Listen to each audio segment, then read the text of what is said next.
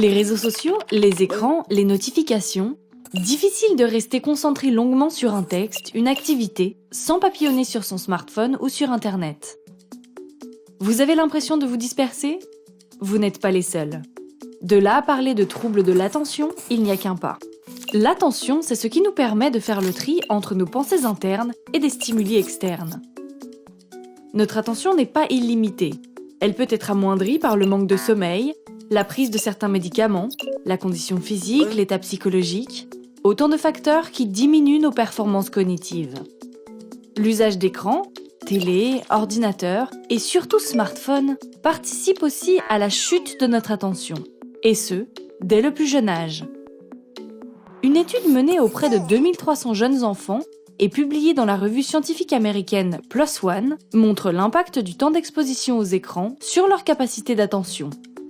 Les enfants de 5 ans et moins, qui utilisaient les écrans plus de 2 heures par jour, étaient 5 fois plus susceptibles d'être agités, impulsifs et inattentifs que ceux qui regardaient les écrans moins de 30 minutes par jour.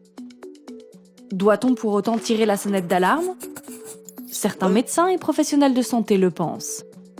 Ils ont alerté sur les graves troubles du comportement et de l'attention qu'ils observent de plus en plus chez les petits en publiant une tribune dans le journal Le Monde en 2017.